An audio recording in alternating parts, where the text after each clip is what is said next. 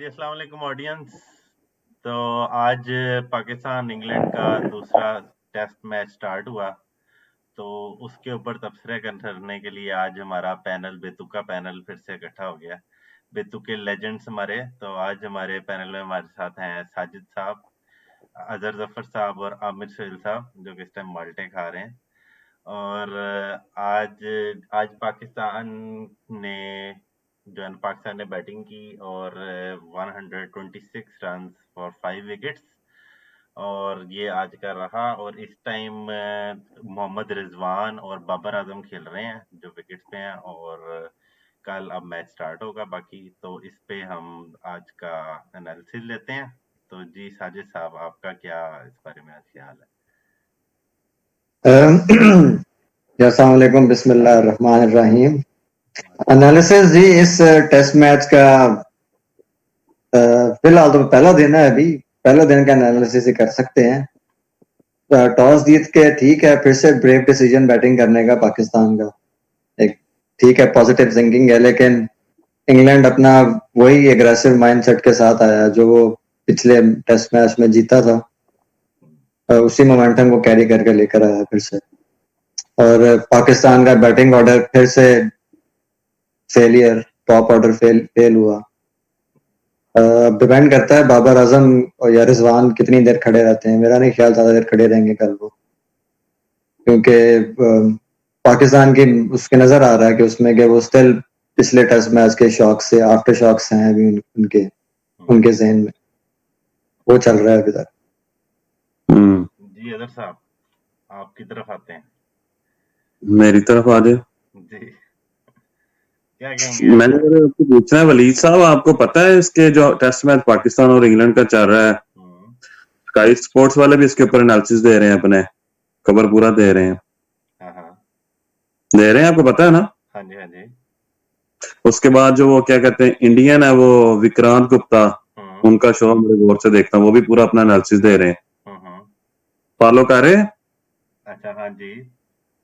और उसके बाद आपको पता है हमारे जो लेजेंड है राशिद लतीफ साहब, वो भी एक पूरा प्रोग्राम कर रहे हैं। जी जी, आज का मेरा ख्याल अभी तक मैंने, लेकिन सुनेंगे। मेरा ख्याल है शोएब अख्तर भी कर रहा है। जी जी। और उसके बाद अपना जो कर रहा है, उसके बाद आमिर सुहेल साहब, और उसके बाद मेरा ख्याल तनवीर सेज है ना, वो भी है, उसका कोई भी चैनल अपना। हाँ, वो भी जड़ा इतराज करन आ जाता, वो काफी पॉपुलर है। तो मेरा सवाल है कि जो इन्ने सारे लोग कर रहे, साडी लोड़ है सी? नाम ही तो ताई रखिया, नाम ही तो बेतुके ठीक ही रखिया ना फिर। नहीं, मैंने दसो ਤੁਹਾਨੂੰ ਕੀ ਲੱਗਦਾ ਉਹਨਾਂ ਤੇ ਯਕੀਨ नहीं है तबसरियां ਤੇ? नहीं, हमारे, मैं यही बात वैसे मेंशन भी करना चाह रहा था, हमारे प्रोग्राम का नाम बेतुके रखने की रीजन ही ये थी कि मेरे ख्याल में जो लोग बैठ के बाहर से तबसरा कर रहे होते हैं ना, वो होते ही बेतुके हैं, ठीक है ना, क्योंकि जो अंदर खेल रहे हैं उनको पता है कि क्या हो रहा है। तो मेरे नजर में जो तबसरा कर रहे हैं वो सारे बेतुके हैं, बेतुकी बातें कर रहे हैं। आपको लगता है जो अंदर खेल रहे हैं उनको पता है कैसे खेलना है, वो ठीक खेल रहे हैं? ये क्या आप बताएं ना, आप मेरे से बेटर जानते हैं। अच्छा, मेरा तो ये ख्याल है कि जो पिछले मैच वाला हमारा इंट्रो रहा है कि बड़ा अच्छा ब्रेव डिसीजन, टॉस जीत लिया। मुझे तो लगता है इंग्लैंड में सिर्फ पाकिस्तान की टीम टॉस जीतने ही आई है, मुझे तो और कुछ नजर नहीं आ रहा। मेरा नहीं ख्याल इससे आगे कुछ हम कर सकेंगे, तो यही एक अचीवमेंट है, टॉस जीत लिया है। अब देखें ना, अब पहले हम मेरा ख्याल शुरू करते हैं सिलेक्शन से। काफी अरसे से पिछले टेस्ट में यही बात हो रही थी कि शादाब को नहीं खिलाना चाहिए।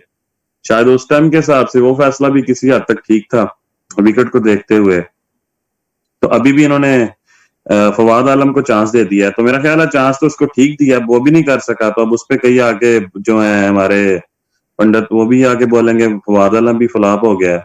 मसला ये चल रहा है कि अगर हम पाकिस्तान की टीम को देखें तो उसमें से साजिद साहब और आमिर साहब भी हैं, और आप भी इस बात पे आप एग्री करोगे कि 3 से 4 जो अब लड़के जो है ना मेन जो आपके हैं, बल्कि सारी ऑलमोस्ट बाबर आजम को निकाल के सभी लड़के अब अपनी पोजीशन के लिए खेलेंगे। टेस्ट तो गया ना किसी साइड पे, उसको तो अब छोड़ ही देना। अब अजहर अली समेत आप समझ लें कि अब ऊपर से चलते हैं, अजहर अली हो गया, चांद मसूद ने चलो 150 कर दिया, अब 150 के साथ हमें पता नहीं कितना साल उसको बर्दाश्त करना पड़ेगा, उसे 150 के साथ। फिर उसके बाद आप आ जाए, आबद अली आ गया, फिर आपका असद शफीक। आजकल लोग असद शफीक के स्टैट्स निकाल के दिखा रहे हैं ना। तो अब मसला ये है कि टीम के लिए कोई खेले ना खेले, अगली इनिंग्स में सबको अपनी बारी के लिए जरूर खेलना पड़ेगा। अपनी जो उन्होंने अपनी टेस्ट कैरियर को सेव करना, उसके लिए कुछ ना कुछ कहीं ना कहीं आपको निकल के आ जाएगा। तो फिर तीसरे मैच, फाइनल मैच पे अजहर अली साहब कहेंगे मोमेंटम हमारे साथ है, प्लस पॉइंट ये है, बड़ा हमने क्लोज मैच खेला है। तो बस यही नजर आ रहा, और तो मुझे कुछ नहीं नजर नहीं आ रहा। चले अब साजिद साहब बताएंगे आपकी या आमिर तरफ साहब बताएंगे कितना बच सकते हैं। वापस आते हैं आपकी तरफ। अभी हम आमिर सोहेल साहब से भी हम तबसरा ले लें। आज हमारे स्पेशल बंदे हमने आमिर सोहेल साहब को बुलाया आज डिस्कशन के। जी आमिर साहब। जी अस्सलाम वालेकुम सर व्यूअर्स। थोड़ा उठ के फर्स्ट दूसरा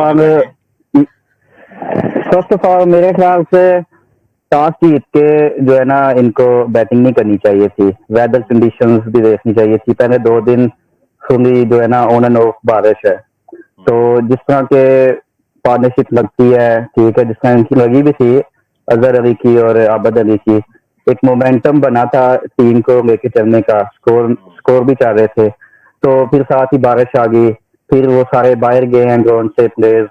फिर वापस जब आते हैं, मतलब टोटली कंडीशन बॉलर्स पे चले जाती है उस वक्त जो है ना।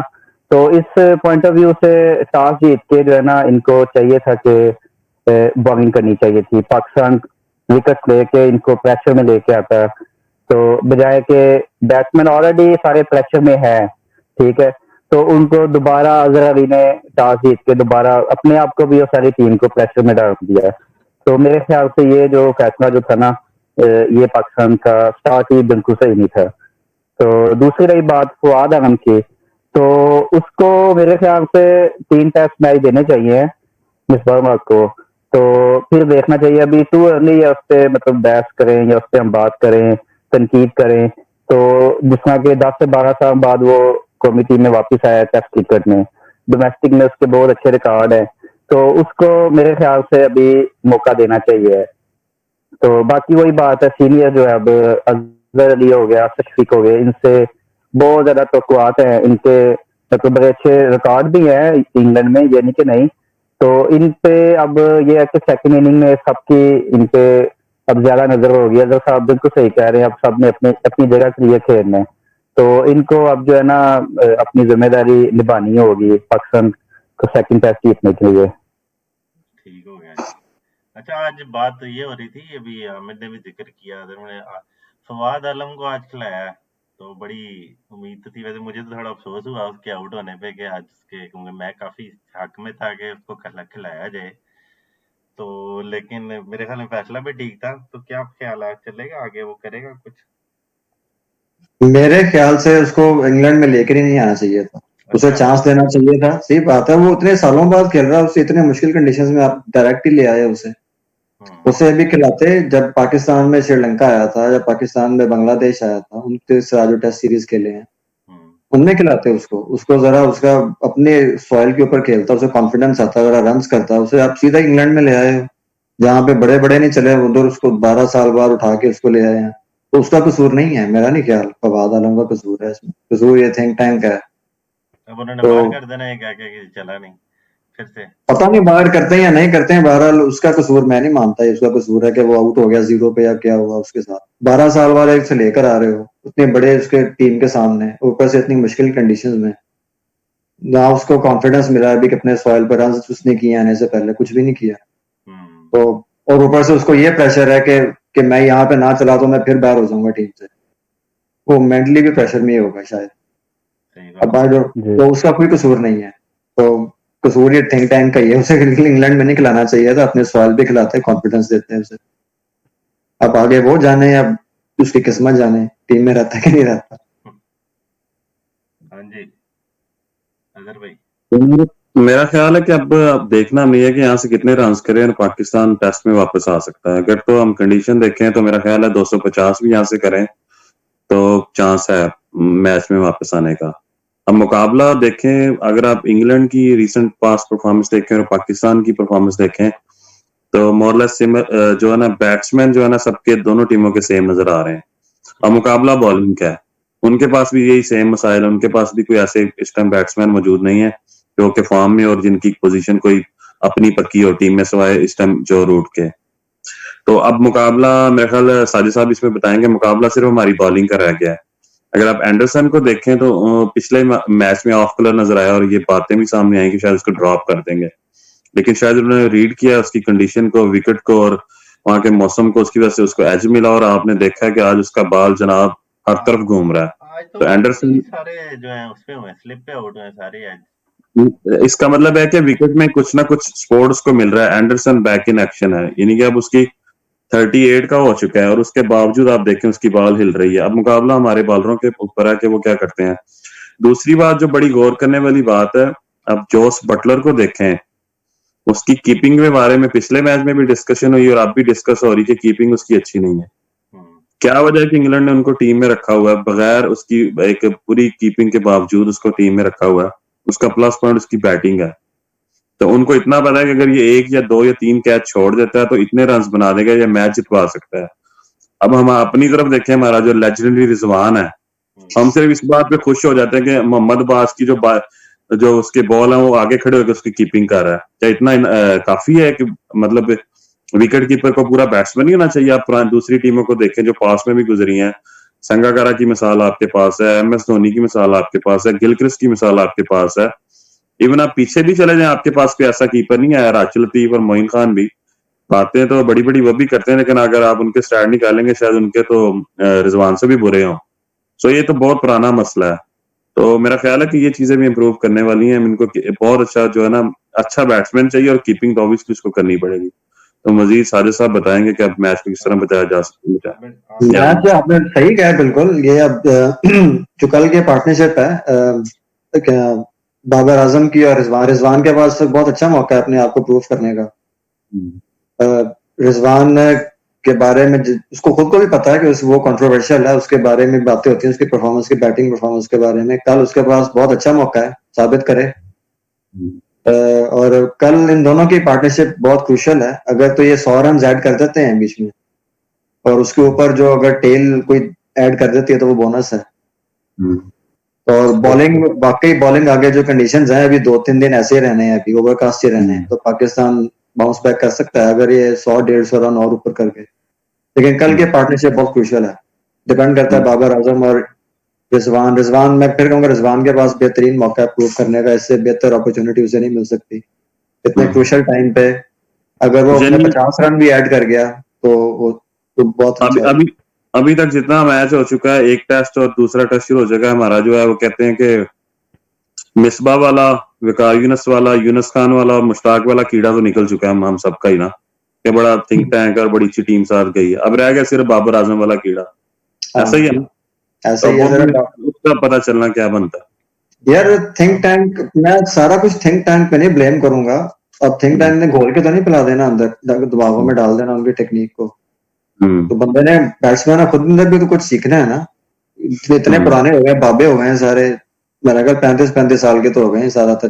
तो आपको लगता नहीं कि ये मतलब बहुत सारे जो कोचेस रख लिए हैं सभी एक लेवल के, उससे भी कोई माहौल में कोई बेहतरी आ सकती है या मजीद आपको लगता है कि प्रॉब्लम भी हो सकते हैं?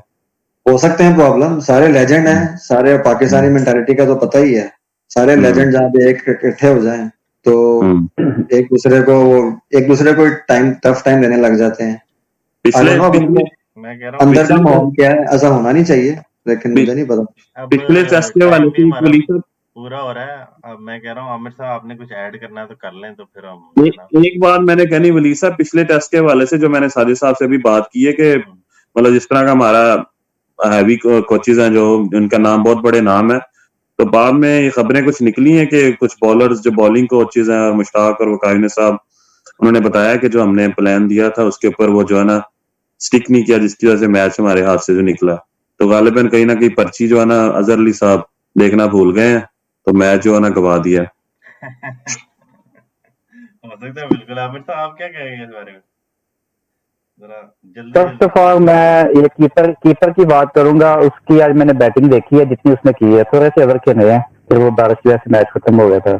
उसका फुटवर्क बिल्कुल जीरो है, ठीक है। वो अगर टीम में सिर्फ खेल रहा है तो सिर्फ विकेट कीपर की वजह से। जब वो बैटिंग करता है उसका अगर आप फुटवर्क देखें बिल्कुल जीरो है, ठीक है। उसको बहुत ज्यादा इम्प्रूवमेंट करनी होगी अपनी बैटिंग की, अपनी टीम में जगह बनाने के लिए, अदरवाइज 2-3 मैचों के बाद वो बिल्कुल खत्म। विकेट कीपिंग की वजह से सरफराज भी फिर मेरे ख्याल में ज्यादा बेटर ऑप्शन नहीं था अगर विकेट कीपिंग ही अच्छी रखनी है। जी बिल्कुल, मैं यही बात मतलब कहने लगा था। एक तो सरफराज में ये भी था कि वो मैच जीतने के लिए ग्राउंड में मतलब खेलता था, तो वो चीज हमें कैप्टन में नजर नहीं आ रही कि एक जो हंगर होता है ना कि कैप्टन के अंदर कि मैंने ये मैच जीतना है, लोगों को बैकअप करना अपने प्लेयर्स को, वो चीजें नहीं नजर आ रही। फिर दूसरा, बैटिंग में अगर आप देखें आज जिस तरह आबद अली को भी तकरीबन 2 से 3 कैच उसके छूटे हैं, ठीक है, तो उसके बावजूद वो स्टार्ट कर गया है। तो इस लिहाज से भी अगर देखा जाए तो आज मतलब कि बहुत अच्छा दिन नहीं रहा पाकिस्तान का। अगर अली का भी एक कैच छूटा है तो, लेकिन वो 20 पे छूटा है, फिर 20 पे वो आउट हो गया, वो मतलब आगे नहीं जा सकता। हमारे प्लेयर जो है 20-25 के बाद मतलब जहाँ पे इनिंग को लेके चलना चाहिए है ना, तो वहां पे वो मतलब खत्म हो जाते हैं, वहां पे आउट हो जाते हैं। तो उस लिहाज से अब कल मेरा नहीं ख्याल रिजवान ज्यादा देर चलेगा बाबर के साथ, तो बाबर के ऊपर ज्यादा प्रेशर है शुक्र। तो कल का दिन मेरे ख्याल से 200 प्लस कर जाए तो शायद पाकिस्तान फिर कम बैक कर सकता है। तो अगर 200 प्लस 250 कर जाए फिर तो बहुत अच्छा फाइट बैक होगा। ठीक हो गया जी। आज के लिए अब हमारा टाइम भी थोड़ा है प्रोग्राम का, तो अब आज के लिए खत्म करते हैं। तो हम कोशिश करेंगे कि जनाब कल कल हम लोग ज्वाइन कर रहे हैं दोबारा सारे, कि नहीं डिस्कशन के आ हम जाएंगे। एक डिले के साथ कर रहे हैं। देख लेंगे, कल कर लें नहीं तो परसों कर लेंगे ज्वाइन मैच की सिचुएशन के हिसाब से, ठीक है। तो बाकी आज के लिए सबका शुक्रिया। कल कल जो है ना वली साहब आजादी का दिन है, तो आजाद रहने दें सबको 14 अगस्त का। हाँ ठीक है, उसके ऊपर इंशाल्लाह उसके ऊपर भी इंशाल्लाह कुछ ना कुछ और डिस्कशन जश्न करेंगे। आजादी मनाएंगे। ठीक हो गया। तो अभी के लिए सब ऑडियंस का शुक्रिया, बाय और बाय। हमारे चैनल को सब्सक्राइब करें आज जिन्होंने अभी तक नहीं किया, और जिन्होंने किया हुआ है वो प्लीज लाइक का बटन जरूर दबाएं, ठीक है ना। और जिन्होंने सब्सक्राइब करके छोड़ दिया प्लीज वो दोबारा वापस आ जाएंगे। ठीक हो गया, ठीक है। तो अभी के लिए सबको अल्लाह हाफिज।